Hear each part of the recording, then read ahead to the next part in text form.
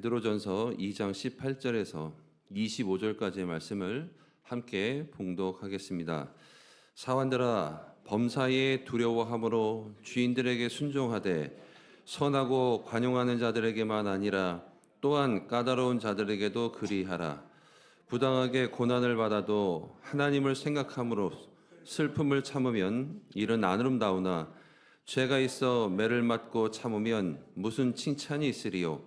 그러나 선을 행함으로 고난을 받고 참으면 이는 하나님 앞에 아름다우니라.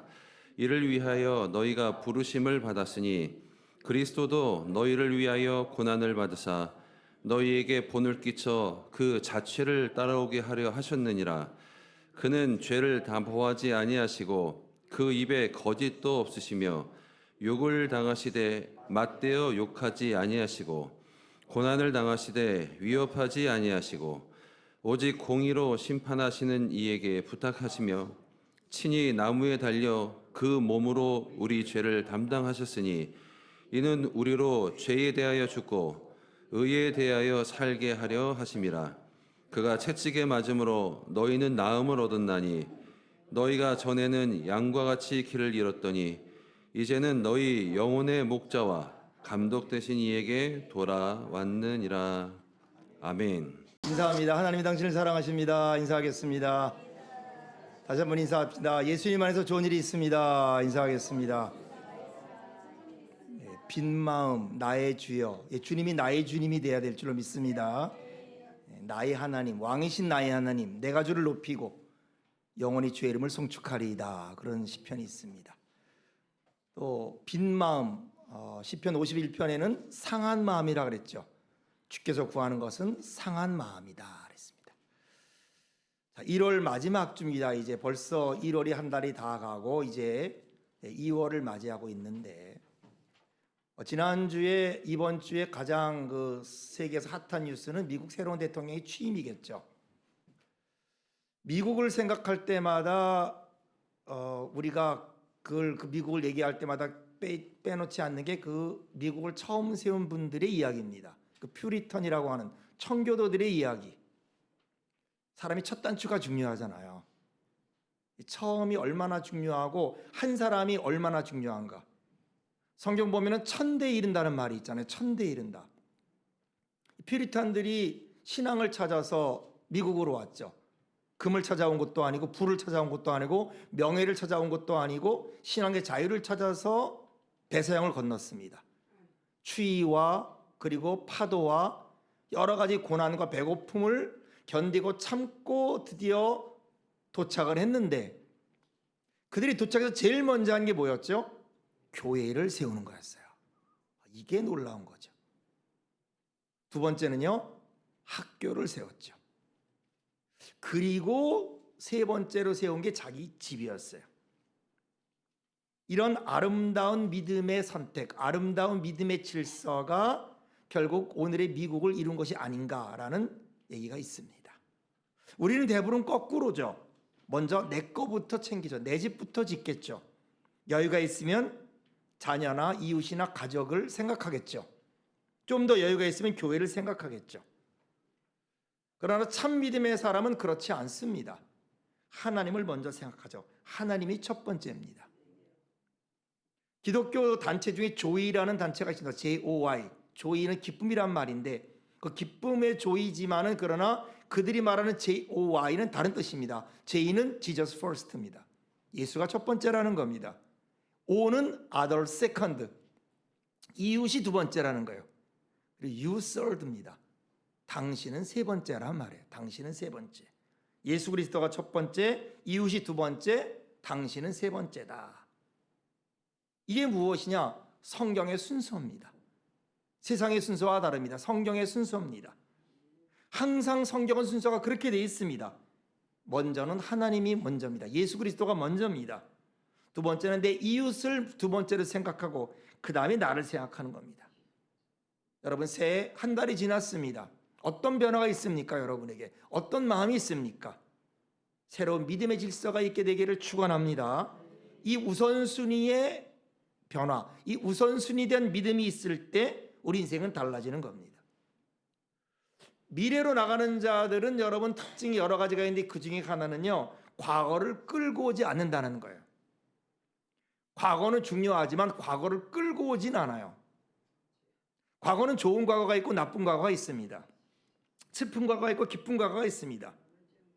그러나 미래를 바라보는 사람은 미래를 가기 때문에, 꿈이 있기 때문에 자꾸 과거를 끊습니다. 과거를 끊고 미래로 나갑니다. 우리가 잘 아는 이사야 43장 18절에 주님이 이렇게 말합니다. 너희는 이전 일을 기억하지 말며 옛날 일을 생각하지 말라.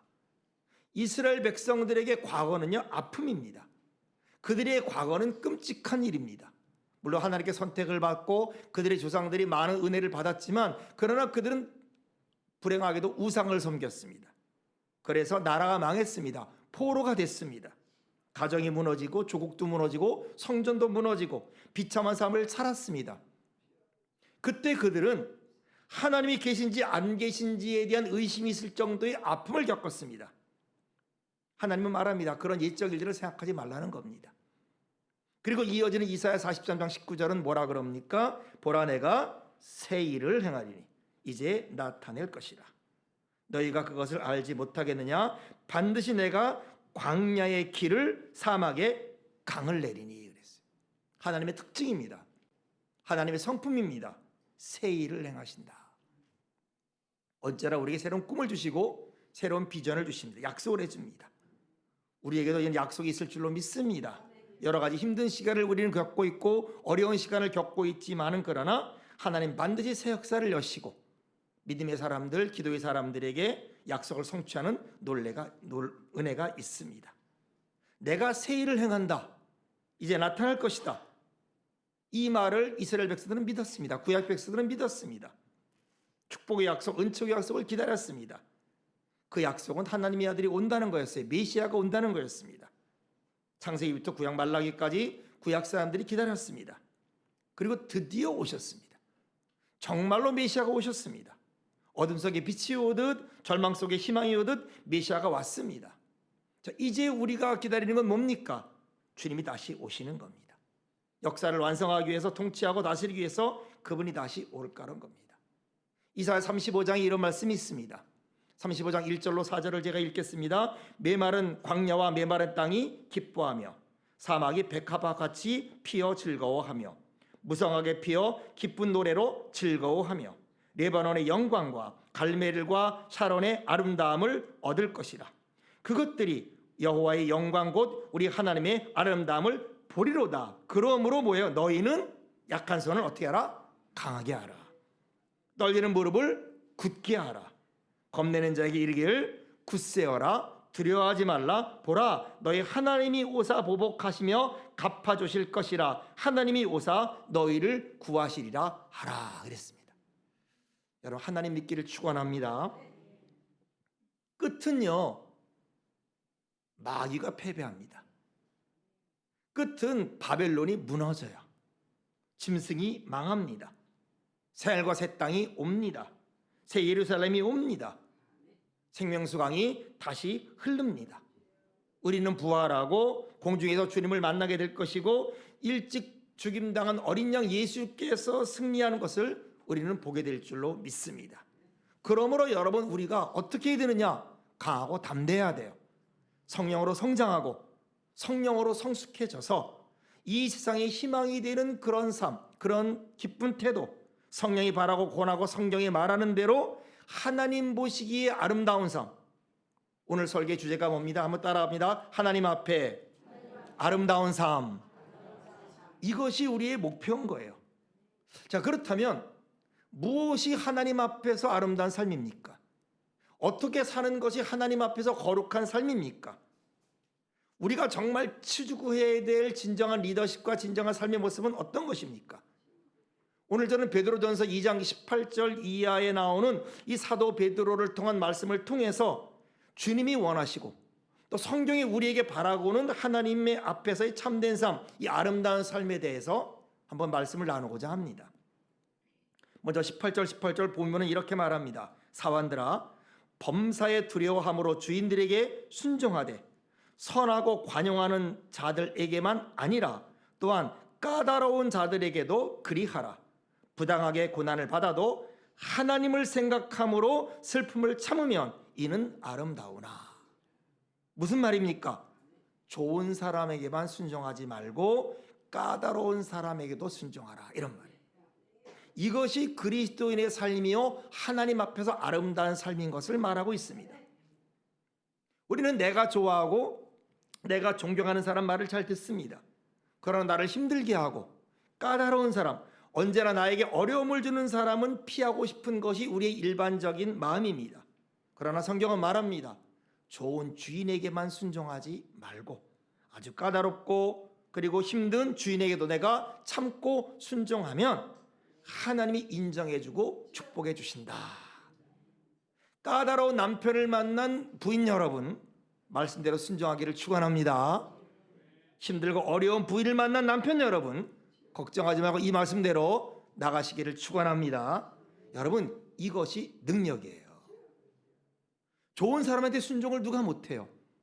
존경하는 사람의 순종은 누가 못해요? 그러나 힘들고 어려운 사람 그 밑에 있으면서 인내하고 참고 사랑을 배우고 용서를 배우면서 그를 섬기는 것, 여러분 하나님 앞에 아름다운 삶일 줄로 믿습니다. 그러므로 뭐예요? 부당하게 고난을 받았을 때 화내지 않고 참았다는 거예요. 부당하게 고난을 받았다는 건 불의한 고난을 받았다는 거예요. 잘못해서 받은 고난이 아니라 내가 다른 사람을 신뢰하고 내가 그랬다가 고난을 받은 거예요. 그런 분들이 참 많습니다. 억울한 사람, 누명 쓴 사람. 내가 잘못하지 않았어요. 가족이 잘못했어요. 가족이 잘못했는데 내가 가족의 잘못을 다 써야 돼요. 직장의 실수를 내가 책임져야 돼요. 남의 실수를 내가 책임져야 됩니다. 그렇게 부당하게, 개역 성경에서는 이걸 애매하게라고 말했어요. 이런 고난을 받을 때 어떻게 되느냐? 소리 지르고 반항하고 데모하고 그러지 말라는 거예요. 성경은 말하되 참으라. 그럼 어떤 분은 말합니다. 참으면 다 되는 겁니까? 그거 패배주의 아닙니까? 그거 운명주의 아닙니까? 그거 무기력한 사람 되는 것 아닙니까? 옳은 소리 해야 되지 않겠습니까? 정의로운 소리 해야 되는 거 아닙니까? 라고 얘기가 쉽겠지만은 그러나 19절에 아주 중요한 단어가 있어요. 뭐냐면 누구를 생각함으로? 하나님을 생각함으로. 그냥 참는 게 아니에요. 그냥 가만히 있는 게 아니에요. 누구를 생각함으로? 하나님을 생각함으로. 이것이 세상 사람과 그리스도인의 차이입니다. 하나님을 거기에 개입시키는 거예요. 하나님을.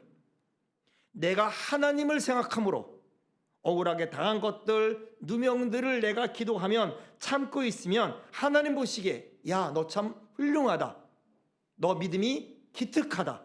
라고 하시면서 역사를 하나님이 바꿔주는 거예요. 여러분, 우리가 잊지 말아야 돼요. 역사는요, 인간이 바꾸는 게 아니에요. 하나님이 바꾸는 거예요. 인간은요, 자꾸 역사를 내가 주체적으로 바꾸려는 유혹이 있어요. 인간에게는. 인간에게는요, 신처럼 되려고 하는 그런 유혹이 있어요. 내가 역사의 주인공이 되고 싶어요. 그런 충동이 있어요.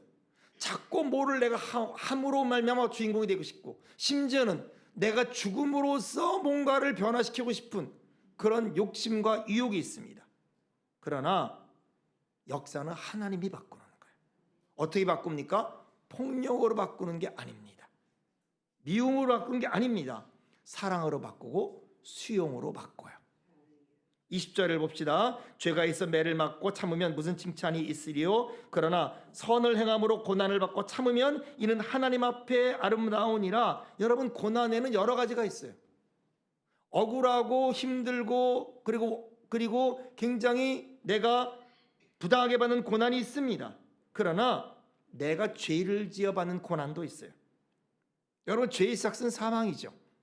죄의 결과는 심판입니다. 이건 변하지 않습니다. 우리가 잘못하고 죄를 지으면 거기에는 대가가 있어요. 죄를 지며 고난받는다. 세상적으로 이건 마다 싸다 그럽니다. 우리가 겪고 있는 고난은 어떤 고난일까요? 저나 여러분이 겪고 있는 고난의 대부분은 물론 억울한 고난도 있지만은 그렇게 많지 않습니다. 대부분 내가 겪고 있는 수많은 고난은요, 내가 만든 겁니다. 내가 저지른 것으로 인해서 얻은 겁니다. 내가 씨 뿌린 것에 대한 열매입니다. 그렇지만은 사람들은요, 나는 잘못이 없다고 합니다. 모든 잘못은 내게 있다고 말합니다. 다른 사람에게 있다, 제도에 있다, 잘못이 있다라고 말을 하는 것이죠. 하나님 앞에 죄를 지면 회개해야 돼요. 사람에게 죄를 지면 죄를 고하고 그리고 교회에 회개를 해야 됩니다. 오늘 20절은 말합니다. 내가 죄가 있어 매를 맞고 참으면 무슨 칭찬이 있으리요? 별로 영향이 없다는 거예요. 그냥 비극일 뿐이에요. 그냥 비극적인 사건일 뿐입니다. 그것 때문에 고난이 축복이 되는 건 아닙니다. 그런데 또 하는 고난이 있어요. 첫 번째 고난은 부당하고 내가 억울하게 받는 고난. 두 번째는 내가 죄가 있어 받는 고난. 그런데 신비스러운 고난이 또 하나 있어요. 억울한 고난도 아닙니다. 누명을 쓴 고난도 아닙니다. 이건 뭐냐면 안 해도 되는데 적극적으로 선을 행하다 받는 고난이에요. 적극적으로 선을 행하라고 했는데 그 결과로 뺨을 맞은 거예요. 가만히 있으면 뺨 안 맞습니다. 가만히 있으면 그런 일이 없는데 그 일을 했기 때문에 받는 고난이 있어요. 제가 아는 분은 친구가 사업이 안 됐습니다. 너무나 친구인데, 정말 사랑하는 친구인데 너무 사업이 안 됐어요. 집을 팔고 재산을 팔고 부도 일부 직전이라는 걸 보고선 그 친구가 도저히 고민하다가 보증을 서줬어요. 친구가 보증 서달라는 게 아니에요. 너무 친구를 사랑하니까. 그 친구가 막 강요해서 한 게 아닙니다. 자진해서 보증을 서준 거예요. 정말 선으로 정말 그 친구를 사랑함으로 섰는데 친구가 배신을 했어요. 그래서 그 20, 30년 동안 일하고 얻은 그 집 한 칸, 집 그 하나 날라갔어요. 그런데도 뭐라 그러냐? 친구가 언제 내가 보증 서달라 그랬냐 이런 말이에요. 그 네가 한 거 아니냐 이 말이에요. 그 네가 해놓고선 왜 힘들어하느냐? 내가 그럴 줄 알았느냐? 내가 뭐 해달라 그러냐? 그러면서 오히려 그 빚보증 서서 고난받은 그 친구에게 모든 걸 뒤집어 씌우는 거를 봤습니다, 여러분. 어려울 때 정말 도왔는데 나중에 그 도운 거로 말미암아 정말 더 어려움을 디는 그런 일들을 우리가 종종 볼 수 있습니다. 잘 도와주고 싶은 거예요. 정말 잘해주고 싶은 겁니다. 그런데 그로 말미암아 때로는 조롱을 받고 매를 받고 채찍을 당하고 쫓겨나고 심지어는 해함을 받는 그런 경우가 있습니다. 여러분, 그분이 바로 예수 그리스도십니다. 이거는 기독교 안에서 발견되는, 예수님 안에서 발견되는 아주 거룩한 삶의 모습입니다. 그런데 여러분, 21절에 이런 말씀이 있어요. 이를 위하여 너희가 부르심을 받았다. 그 앞에 뭐라 그랬죠? 그 앞에 선을 행함으로 고난을 받고 참으면 이는 하나님 앞에 아름다우니라 하였고, 21절에 이를 위하여 너희가 부름을 받았으니 그리스도도 너희를 위하여 고난을 받으사 너희에게 본을 끼쳐 그 자취를 따라오게 하려 하셨느니라. 그리스도인이 누구인가? 예수님 안에서 구원받은 사람, 그래서 예수 그리스도를 발견하고 그분을 따르고 그분을 본받으려는 사람, 그 예수 그리스도를 따르는 그 그리스도인에 대해서 하나님의 사도 베드로를 통해서 너희가 부름을 받은 사람이다. 세상을 변화시키기 위해서 부름받은 사람이다. 그러므로 그리스도인이 가져야 될 삶, 우리가 가져야 될 리더십, 그 삶의 태도는 억울하게 누명을 쓸 수도 있고 내가 잘못해서 내가 그 고난을 받을 수도 있지만 오히려 그것보다 더 적극적으로 어떤 삶, 남을 돕다가 선을 행하다가 가족을 구원하다가 직장을 위해 나라를 위해 다른 사람이 하지 않는 헌신과 희생을 하다가 그러나 결국 그렇게 한 그것이 했지만은 그러나 어려움도 겪고 심지어 쫓겨나기도 하는 이 고난의 모델, 이 예수 그리스도의 모델이 하나님이 우리에게 보여주신 모델이라는 거예요. 그러면서 뭐라 그럽니까? 이 고난, 물론 내가 죄를 받아서 고난을 받는 것도 있지만은 부당해 받는 고난, 선을 행하다 받는 고난, 이에 대해서 똑같은 한 단어가 있어요. 뭐죠? 참으면. 어떤 분은 그래요. 목사님, 참으면 없어지는 건 아닙니까? 참으면 잊어버리는 것 아닙니까? 잊혀지는 것 아닙니까? 아니다, 그 말이. 밀알이 떨어지면 많은 열매를 맺는 것처럼 기적이 일어난다는 거예요. 기적이. 어떤 기적이 일어나는가? 22절 24절은 말합니다. 그는 죄를 범하지 아니하시고 그 입에 거짓도 없으시며 욕을 당하시되 맞대어 욕하지 아니하시고 고난을 당하시되 위협하지 아니하시고 오직 공의로 심판하시는 이에게 부탁하시며 친히 나무에 달려 그 몸으로 우리 죄를 담당하셨으니 이는 우리로 죄에 대하여 죽고 의에 대하여 살게 하려 하심이라. 그가 채찍에 맞음으로 너희는 나음을 얻었나니. 어떤 기적이 일어났죠? 예수 그리스도가 그 길을 걷고 그 길을 감으로 말미암아 십자가에서 이루심으로 하면 어떤 기적이 일어났죠? 우리에게는 나음을 입게 됐고 구원을 입게 되고 영생을 얻게 되고 우리가 예수 그리스도를 믿게 되는 거예요. 예수님이 어떤 분인가? 죄가 없죠. 죄가 없는데 죄 없는 분이 죄 있는 자의 손에 죽었어요. 죄 있는 자를 구원하려고 그렇게 모진 고난을 당하고 십자가에 채찍질하고 매맞고 그랬는데 죄 없는 사람에게 고난을 당하고 죽임을 당했어요. 선지자 이사야는 이걸 이렇게 말합니다. 예수님 모습을 도살장에 끌려가는 소와 같았다.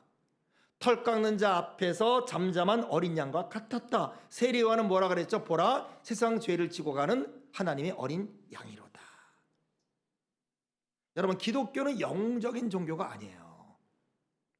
우리는 자꾸 예수 그리스도를 믿으면서 영웅의 모습을 생각하는데 횃불 들고 빵팔에 울리고 혁명을 주장하는 그것이 기독교가 아닙니다. 기독교는 고난당한 어린 양 예수 그리스도예요. 여러분, 성령은 부활을 통해 옵니다. 부활은요, 십자가를 통해 오는 거예요. 우리는 성령을 꿈꾸잖아요. 성령 충만을 꿈꾸잖아요. 성령은 부활을 통해 이루어졌어요. 부활은요, 십자가를 통해 이루어진 거예요. 성령 받기를 원하십니까? 충만 받기를 원하십니까? 어디서부터 시작해야 돼요? 십자가에서 시작해야 돼요. 십자가 없는 부활은 없어요. 십자가 없는 성령은 없는 겁니다. 예수님은 고난을 겪을 때 말씀이 없었죠. 채찍에 맞을 때 십자가에 못 박힐 때 욕을 했거나 위협을 하거나 대항하지 않았어요. 하나님을 향해서는 엘리엘리 라마 사막다니 하셨어요. 하나님 어찌 나를 버리셨나이까? 인류 죄를 위해서 그가 대신 치를 지을 때 변명도 없었습니다. 아프다는 소리도 없었어요. 힘들다는 얘기도 안 했습니다. 그냥 죽은 겁니다. 순수한 사랑이에요. 아름다운 사랑입니다. 가끔 부모들에게서 우리는 그런 모습을 보죠. 내가 자녀를 얼마나 사랑하는가 소리 지르는 부모 별로 없습니다. 자식이 잘못했을 때 자식 잘못한 것을 온 동네방네 떠들고 다니면서 내 아들이 이런 잘못을 했다, 이런 실수를 했다, 그렇게 말하는 부모 없습니다. 오히려 남들이 그걸 알까봐 부모가 막아주죠. 자식이 치러야 될 대가를 부모가 대신 치르죠. 그리고 속상하고 괴로워 눈물을 흘리지만 그러나 아이가 철들 때까지 품고 있죠. 다른 사람의 허물을 동네방네 떠들리는 것이 그것이 사랑이 아닙니다. 다른 사람의 잘못을 지적하고 다니는 것이 정의가 아닙니다. 예수님은 그렇게 하지 않으셨어요. 예수님은 인간의 모든 죄를, 저와 여러분의 모든 죄를 한 번도 그걸 가지고 뭐라 하신 적이 없습니다. 그냥 십자가에 담당하시고 말 없고 안으시고 대가를 지불한 거예요. 23절에 말하자요. 욕을 당하되 맞대어 욕하지 아니하시고 고난을 당하되 위협하지 않았다. 우리가 올 새해 어떤 일을 해야 될까요? 저도 꿈이 있고 여러분들이 꿈이 있습니다. 우리가 할 일이 있어요. 우리가 이 사회에서 이 세상에서 보여줄 일이 무엇이겠습니까? 다른 사람에게 욕하지 않는 거예요. 화난다고 퍼붓지 않는 거예요.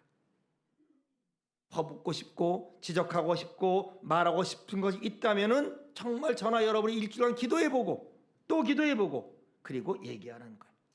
느끼는 대로 감정대로 쏟아버리는 것이 하나님 앞에 아름다운 일이 아닌 겁니다. 그런다고 사람 바꾸지 않습니다. 그렇다고 세상 바뀌지 않습니다. 그렇다고 내 가족, 남편, 자녀, 아내 바뀌지 않습니다. 내가 얼마나 대가를 치르는가, 얼마나 희생을 하는가, 얼마를 손해를 보는가가 결정적입니다. 내가 희생하고 내가 손해보고 내가 고난을 겪지 아니하고 어찌 다른 사람이 변화가 있을 수 있겠는가? 사랑의 대가를 치지 않는 사랑이 어디 있습니까? 희생하지 않는 사랑이 어디 있습니까? 예수님 욕받았지만 욕하지 않으셨어요. 고난받았지만 위협하지 않았어요. 여러분, 사람은요 감동을 받아야 변합니다. 야단친다고 변하는 게 아니더라고요. 감동받는 방법은 무엇입니까? 희생하는 거죠. 헌신하는 거예요.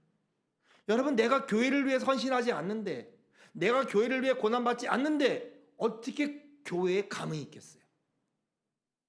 그렇지 않겠습니까? 내가 교회를 위해 고난받지 않는데 고난이 없는 교회, 희생이 없는 교회, 누가 이 교회에 감흥을 받을 수 있겠습니까?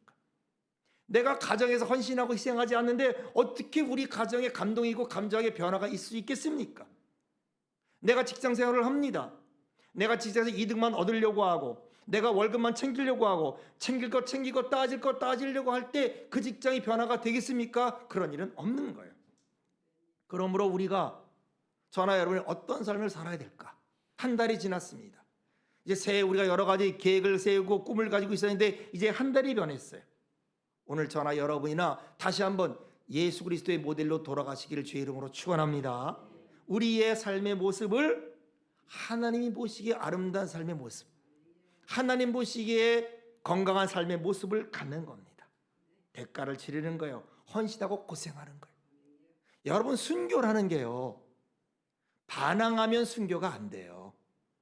대적하고 항거하면 순교가 안 돼요.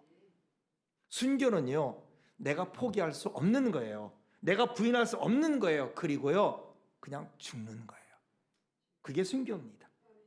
이게 신앙의 클라이막스입니다. 정말 신앙의 클라이막스는 죽는 거예요.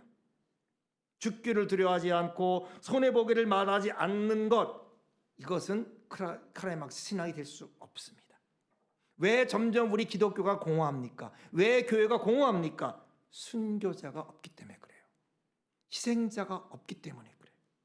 건물은 많고 교회는 많고 프로그램 많은데 순교자가 없어요. 희생자가 없어요. 초대교회는 순교자가 많았습니다. 우리 대한민국의 초대교회도 순교자가 많았어요. 그러나 현대교회는 교인도 많고 건물도 많고 프로그램도 좋지만 희생자를 찾기가 어려워요. 순교자를 찾기가 어렵습니다.